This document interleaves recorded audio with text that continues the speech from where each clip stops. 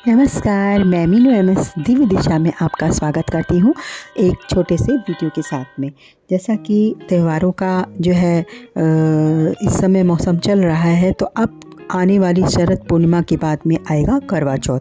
शरद पूर्णिमा का आनंद उठाएं आप लोग ध्यान भजन से, उसके बाद में रात जागरण से खीर खा के, खीर का भोग लगा के, शरद पूर्णिमा में खीर को रख के उसको अमृत बना के और वितरण करके भगवान का प्रसाद भोग लगा के ऐसे एंजॉय करिए।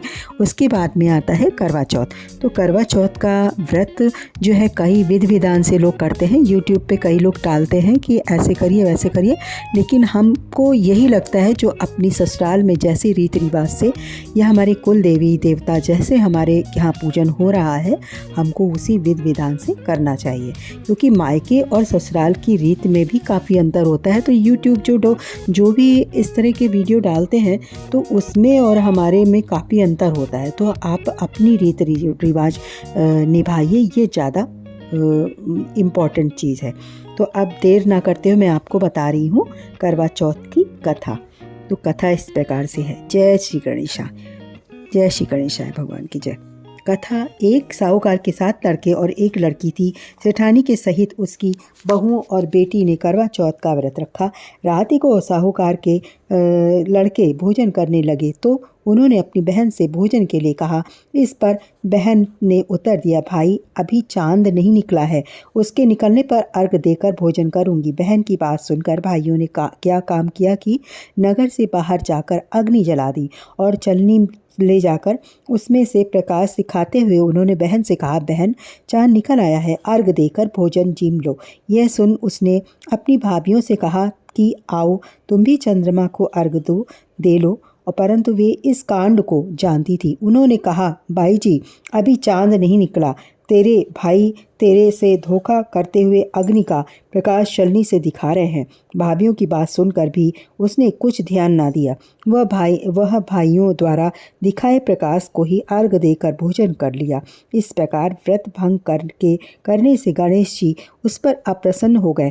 इसके बाद उसका पति सख्त बीमार हो गया और जो कुछ घर में था उसकी बीमारी में लग गया। जब उसे अपने किए हुए दोषों का पता लगा तो उसने पश्चाताप किया कि गणेश जी की प्रार्थना करते हुए विधि विधान से पुनः चतुर्थी का व्रत करना आरंभ कर दिया। श्रद्धा अनुसार सबका आदर करते हुए सबसे आशीर्वाद ग्रहण करने में ही मन को लगा दिया। इस प्रकार उसके श्रद्धा भक्ति सहित कर्म को देखकर भगवान गणेश जी उस पर प्रसन्न हो गए और उसके पति को जीवन दान देकर उसे आरोग्य करने के पश्चात धन संपत्ति से युक्त कर दिया। इस प्रकार जो कोई छल कपट को त्याग कर श्रद्धा भक्ति से चतुर्थी का व्रत करेंगे, वे सब प्रकार से सुखी होते हुए क्लेशों से मुक्त हो जाएंगे। तो बोलो गणेश भगवान की जय। तो ये मैंने आपको करवा चौथ की पहली कथा सुनाई है और एक कथा नहीं सुननी चाहिए, इसलिए दूसरी कथा मैं आपको दूसरे वीडियो में सुनाऊंगी। गणेश भगवान की बहुत छोटी सी कथा है। तो ये आपको मेरा वीडियो अगर पसंद आया है तो लाइक कर दें। छोटा सा एक थंब लगाना पड़ता है, अंगूठा, और बस लाइक हो जाएगा। लाइक कर दें और अगर आपको पसंद आया है तो शेयर कर दें। कमेंट्स में जय गणेशा जरूर लिखें। इसी के साथ में गुड बाय। और दूसरी बात, हाँ, अगर आपको और मेरे वीडियो देखने हैं तो आप मेरे चैनल को सब्सक्राइब भी कर सकते हैं। इसी के साथ में गुड बाय। जय श्री गणेशा।